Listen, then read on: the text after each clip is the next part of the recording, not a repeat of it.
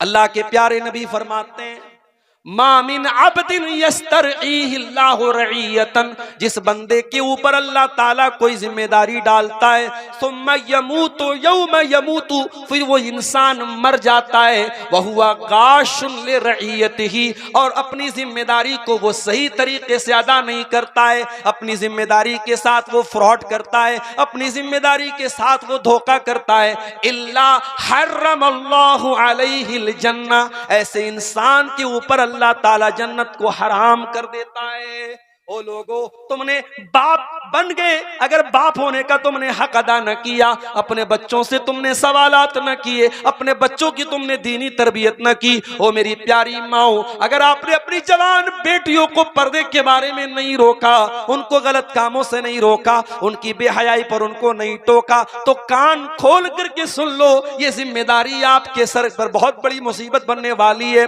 नबी अकरम फरमाते हैं, जिसको अल्लाह ताला कोई जिम्मेदारी दे और वो अपनी जिम्मेदारी को अदा न करे, तो वो इंसान जन्नत उसके ऊपर हराम हो जाएगी। मैं कभी कभी बोलता हूं, हमारी नौजवान लड़कियां ऐसे ही तो बेपर्दा नहीं हो, कहीं ना कहीं तो हमारी रस्सी ढीली पड़ी है, कहीं ना कहीं तो हमने छूट दे के रखी है, वरना आज भी क्या मजाल है, अगर मां बाहया हो, मां पाक दामन हो, बाप नेक हो, बेटी की क्या मजाल है कि वो बेहयाई। ये इंस्टाग्राम पर मुसलमान लड़कियों का खुल्लम खुल्ला बेहयाई करना, ये फेसबुक पर नंगे नंगे फोटोज डालना, ये यूट्यूब पर चैनल बना बना करके अपनी तस्वीरें और वीडियोस डालना, ये इस बात की दलील है उन लड़कियों के घर में गैरत नहीं है। वो गैरत नाम की जो चीज थी वो हमारे घरों से निकल चुकी है। जब किसी कौम की गैरत मर जाए तो उस कौम की लड़कियां और औरतें बेपर्दा और बेहया होती हैं, इसमें कोई हैरत की बात नहीं। इसीलिए अल्लाह के प्यारे नबी फरमाते हैं, सलासतुन ला यंजुरुल्लाहु अज़्ज़ा व जल्ला इलैहिम यौमल क़ियामा, तीन लोग ऐसे हैं जिनकी तरफ अल्लाह ताला कयामत के दिन न तो देखेगा, वला युकल्लिमुहुम, न तो उनसे बात करेगा, वला युज़क्कीहिम, न उनको गुनाहों से पाको साफ करेगा। इतने बदनसीब लोग होंगे, अल्लाह ताला बात भी नहीं करेगा, देखेगा भी नहीं, अल्लाह ताला उनको गुनाहों से पाक और साफ भी नहीं करेगा। नंबर एक, अल-आक़ु लिवालिदैहि, अपने माँ बाप को सताने वाला, अपने माँ बाप की आंखों में आंसू लाने वाला, अपने माँ बाप से रिश्ता तोड़ने वाला, अपने माँ बाप को दुख देने वाला। वल्मरातुल मुतरज्जिला, और नंबर दो, वो औरत जो मर्दों की कॉपी करने वाली, जो मर्दों की चाल ढाल अपनाने वाली, मर्दों के जैसा कपड़ा पहनने वाली, मर्दों के जैसा बाल रखने वाली हो। नंबर तीन, वह दय्यूस, और वो बेगैरत इंसान, वो दय्यूस इंसान जिसके घर में बेहयाई का काम होता हो और उसको कोई फर्क न पड़ता हो।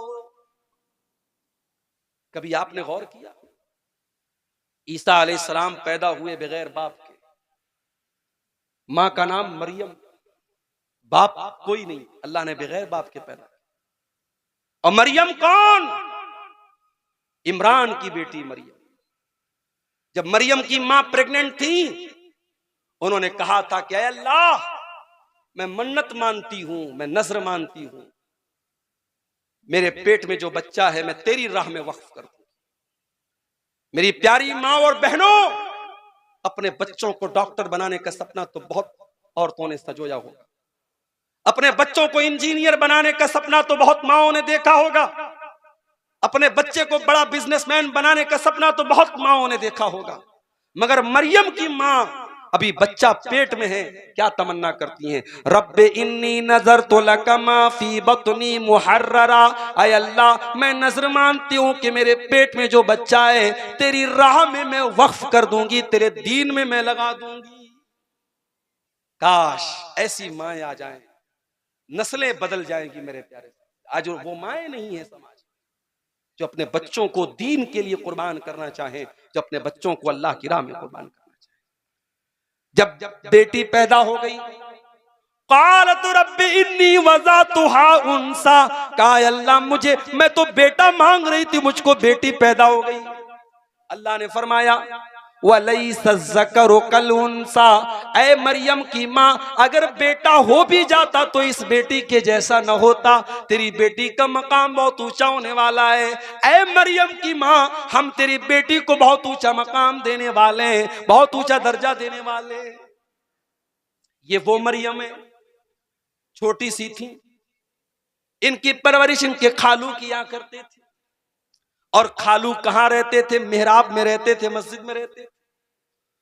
ओ लोगो, ज़करिया अलैहिस्सलाम, कुरान में जहां भी ज़करिया अलैहिस्सलाम का नाम आया है, कभी गौर करना, ज़करिया के नाम के साथ मस्जिद जरूर आया है, मेहराब जरूर आया है। इतने अल्लाह वाले थे, इतने नेक थे, इतने दीनदार थे कि कुरान जब भी ज़करिया का नाम लेता है तो साथ में मेहराब का जिक्र करता है। गोया ज़करिया मस्जिद के साथ इतना उनका ताल्लुक था, इतना मजबूत रिश्ता था कि अल्लाह ताला ने उनके नाम के साथ मस्जिद को जोड़ दिया। ओ लोगो, ज़करिया हमारी तरह एक महीने के नमाजी नहीं थे, रमजानी मुसलमान नहीं थे, रब्बानी मुसलमान थे। हम तो एक महीने के लिए मस्जिद से जुड़े और रमजान खत्म, नमाज खत्म, रमजान खत्म, मस्जिद से हमारा ताल्लुक खत्म। ज़करिया अलैहिस्सलाम मस्जिद में रहते थे, मेहराब में रहते थे। छोटी सी बच्ची थी मरियम, मरियम को पालते हैं, मरियम की परवरिश करते हैं। कुल्लमा दखल अलैहा ज़करियल मिहराब वजद इंदहा रिज़्क़ा, जब ज़करिया बाहर से आते हैं क्या देखते हैं कि मरियम के पास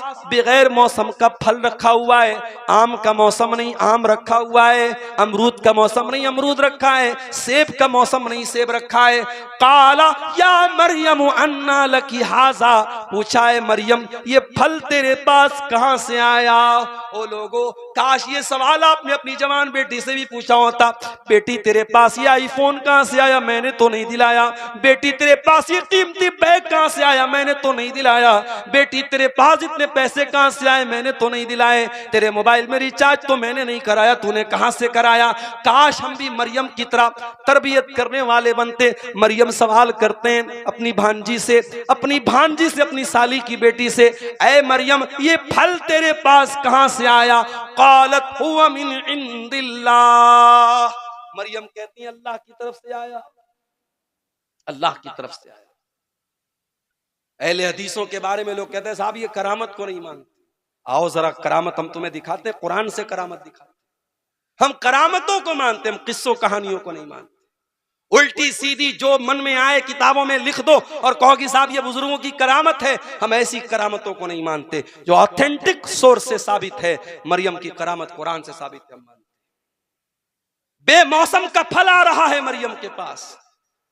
जब ज़करिया अलैहिस्सलाम ने देखा बेमौसम का फल इसके पास आ रहा है, ज़करिया के दिल में ख्याल आया, हुनालिका दआ ज़करिया रब्बहू क़ाला, हजरत ज़करिया अलैहिस्सलाम अल्लाह की बारगाह में हाथ उठाते दुआ करते हैं, ऐ अल्लाह रब्बी हबली मिन लदुनका ज़ुर्रियतन तय्यबा इन्नका समीउद दुआ। ज़करिया अलैहिस्सलाम दुआ करते हैं अल्लाह तो मुझको भी नेक बेटा दे दे, मुझको भी पाकीज़ा औलाद दे दे। ऐ अल्लाह अगर तू मरियम को बेमौसम का फल दे सकता है तो मुझको तू बगैर वक्त के बुढ़ापे में तू मुझको औलाद क्यों नहीं दे सकता।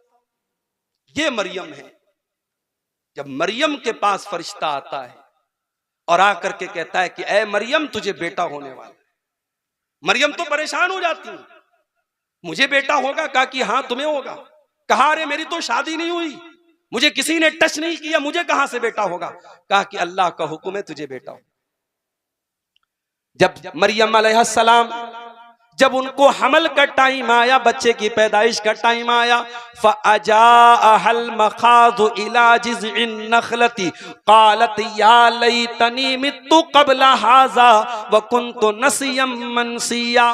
कुरान कहता है कि जो लेबर पेन था, जो बच्चे की पैदाइश के टाइम का जो दर्द होता है, उस दर्द ने बेचैन कर दिया। और मरियम एक खजूर के पेड़ के पास पहुंचती हैं और कहती हैं या लैतनी मित्तु क़ब्ल हाज़ा, ऐ काश की आज के पहले मैं मर गई होती। व कुन्तु नसियम मनसिया, मेरा नाम कोई जानने वाला न होता। ओ लोगो, एक पाक दामन औरत के लिए बहुत बड़ा धब्बा है, उसके किरदार पे कोई धब्बा लगा दे, उसके कैरेक्टर पर कोई धब्बा लगा दे, उसके ऊपर कोई झूठा इल्जाम लगा दे, इससे बढ़ के एक पाक दामन औरत के लिए कोई इल्जाम नहीं हो सकता। कहा कि अल्लाह काश मैं मर गई होती, मेरा नाम कोई जानने वाला ना होता। बच्चा पैदा हुआ, ईसा अलैहिस्सलाम दुनिया में आए। जरा गौर से सुनना कि दुआ वालो, हजरत मरियम बच्चे को गोद में लेके आती हैं, अपनी कौम के पास पहुंचती हैं। कौम के लोग सवाल करते हैं, या मरियम अन्ना लकी हाजा, ए मरियम। कौम के लोग कहते हैं, या मरियम लक़द जीत शैअन फरिया, ए मरियम तूने बहुत गलत काम किया है। या उख्ता हारून मा कान अबूकी इम्रा सौइन व मा कानत उम्मुकी बगिया, ए हारून की बहन। मरियम के कोई भाई थे जिनका नाम हारून था।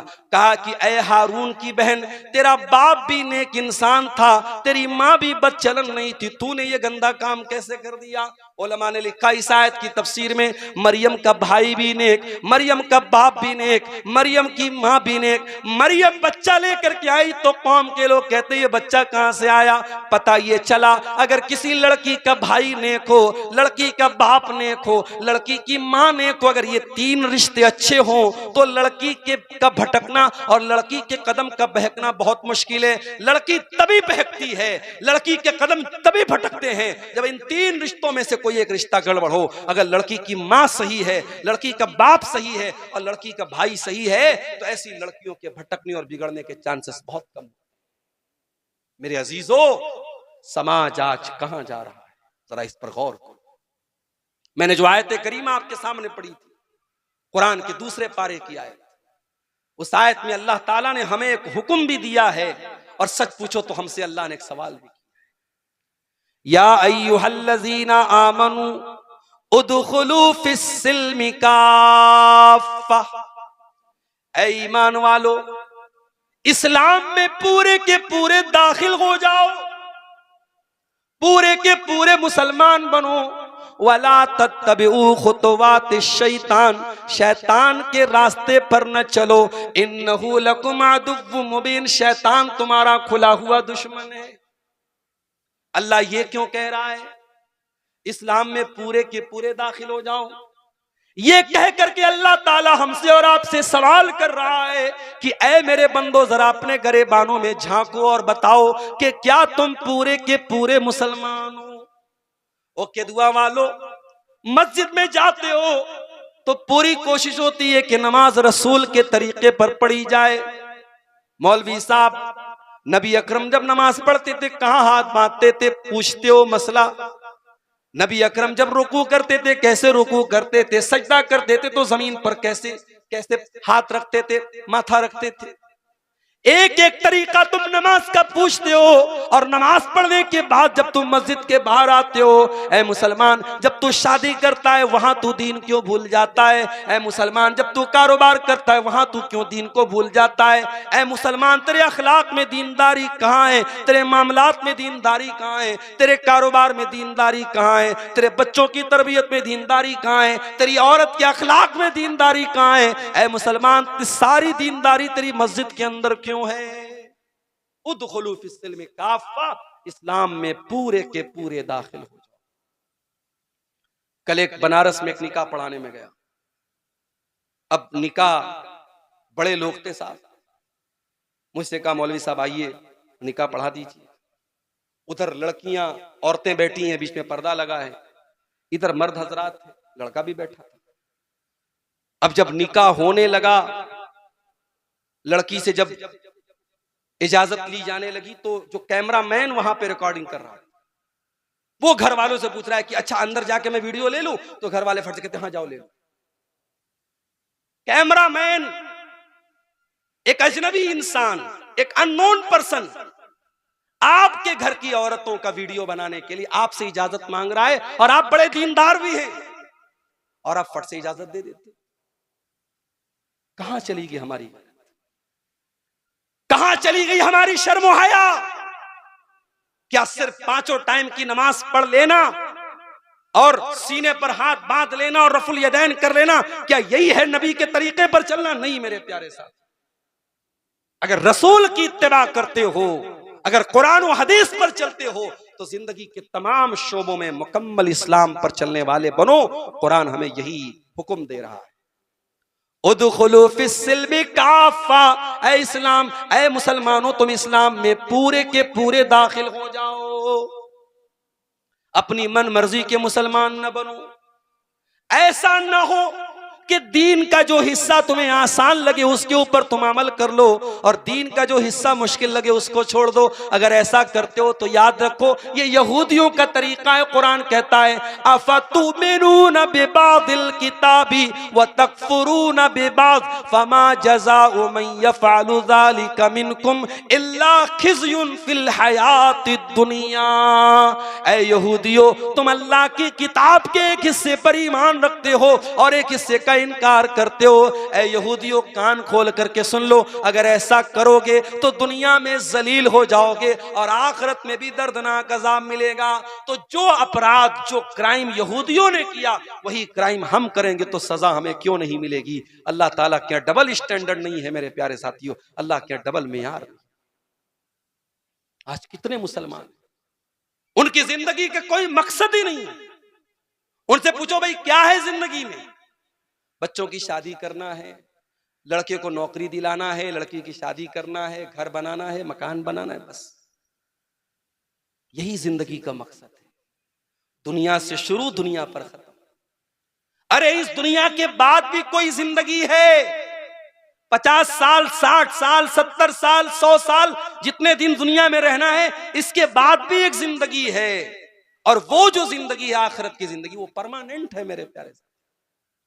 बल तुसिरूनल हयातद दुनिया वल आखिरतु खैरुन व अबका। मेरे बंदो, तुम दुनिया की जिंदगी को प्राथमिकता देते हो, तुम दुनिया की जिंदगी को तरजीह देते हो, जबकि आखिरत की जिंदगी ज्यादा बेहतर और ज्यादा बाकी रहने वाली है। दुनिया में आप जितने भी ऐशो आराम से रह लें, जितनी भी लग्जरी लाइफ गुजार ले, महलों में रह ले, सोने चांदी में आपकी परवरिश हो जाए, मगर याद रखो मेरे प्यारे साथियों, जहन्नम में एक पल के लिए भी अगर इंसान को डाला जाएगा, अल्लाह के नबी फरमाते हैं कयामत के दिन एक इंसान को लाया जाएगा, यूता बि अनअमी अहली दुनिया, जो दुनिया में बहुत ऐशो आराम से रहता था, बहुत सुकून से रहता था, बहुत दौलत थी उसके पास, बहुत ऐशो आराम से रहता था, लेकिन जहन्नमी था। कयामत के दिन उसको लाया जाएगा और एक पल के लिए उसको जहन्नम में डाला जाएगा। एक पल के लिए। हमारे यहाँ बनारस में कपड़े का काम होता है, कपड़े का जो धागा होता है उस धागे को रंगते हैं, उसकी रंगाई करते हैं। तो वो जब रंगाई करते हैं ना, तो उसमें पानी को खौलाते हैं, उसके अंदर रंग वगैरह डालते हैं और फिर धागे को अगर हल्का कलर डालना होता है, एक बार धागे को अंदर पानी में डाला फिर फौरन निकाल लेते। चूंकि मैं भी बनारस का रहने वाला हूं, ये सारा प्रोसेस हमारे घरों में भी होता है, हम देखते हैं। तो अल्लाह के नबी ने यहाँ पे जो लफ्ज इस्तेमाल किया, फयुस्बगु सबकतन फिन्नार, जैसे कपड़े को या धागे को पानी में रंगने के लिए डाला जाता है और डाल के फौरन निकाल दिया जाता है, वो इंसान जो सारी जिंदगी ऐशो आराम से महलों में रहता था, अल्लाह ताला एक पल के लिए जहन्नम में डालेगा और निकालेगा। और अल्लाह पूछेगा हल राइता खैरन कत्तु हल मर्रा बिका नईमुन कत्तु। ऐ मेरे बंदे, क्या तूने कभी कोई ऐशो आराम देखा? क्या तूने कभी कोई नेमत देखी? ऐ मेरे बंदे, क्या तेरी जिंदगी में कभी कोई सुख आया? वो सारी जिंदगी ऐशो आराम से रहता था, सिर्फ एक पल के लिए जहन्नम में जाने के बाद कहेगा मा रअयतु खैरन कत्तु। ऐ अल्लाह, मैंने कभी कोई भलाई नहीं देखी, मैंने कभी कोई सुख नहीं देखा, सारी जिंदगी में परेशान रहा, मैं दुखों में रहा, मैं तकलीफों में रहा, ऐ अल्लाह मैंने कभी कोई सुख नहीं देखा। ये है दुनिया और आखिरत का कंपैरिजन। जिस दुनिया पे हम मरते हैं, बड़े बड़े शहरों में आप जमीन खरीदने चले जाएं, करोड़ों में बात होती है। मुंबई जैसे इलाके में मैं गया, लोगों ने बताया कि छोटे छोटे कमरे, जिसको वहां खोली बोलते हैं, करोड़ों की बिकती है। जो पॉश एरिया है, जो बड़े एरिया, आप यकीन करें जितना बड़ा आपका बाथरूम होता है उतने बड़े में पूरी फैमिली रहती है वहां मुंबई के बाज़ इलाकों में, और उस खोली की कीमत करोड़ों में होती है। अल्लाह के नबी फरमाते हैं कि जन्नत में एक कोड़ा रखने की जगह, कोड़ा कितना बड़ा होता है? एक हाथ का होता होगा, चलो 2 स्क्वायर फीट का मान, जन्नत में 2 स्क्वायर फीट की जगह अल्लाह के नबी फरमाते हैं दुनिया की तमाम नेमतों से बेहतर। दुनिया की लड़कियों की तरफ भागने वालों और दुनिया की औरतों के लिए अपने बाप को, अपनी मां को, अपने समाज को, सबको जलील करने वाले मेरे नौजवानों, काश कि तुम्हारे अंदर जन्नत की हूरों की तलब भी तुम्हारे अंदर। आज तो बॉलीवुड की फिल्मों में मजाक बना के रख दिया गया, 72 हूरें मजाक बना के रख दिया गया कि साहब इनको हूरें मिलेंगी। दुनिया मजाक बनाती है तो बनाए, जो इंसान मर्द है और जिसके अंदर मर्दानगी है, अल्लाह ताला ने मर्द के अंदर ये जज्बा रखा है कि उसको औरत की तलब और जरूरत है। और जन्नत एक ऐसी जगह है जहां इंसान की हर जायज ख्वाहिश पूरी होगी। तो जब इंसान के अंदर औरत की तलब है, मर्द के अंदर, तो अल्लाह ताला ने उसकी तलब को भी वहां पे पूरा रखने का इंतजाम किया है जन्नत की हूरों।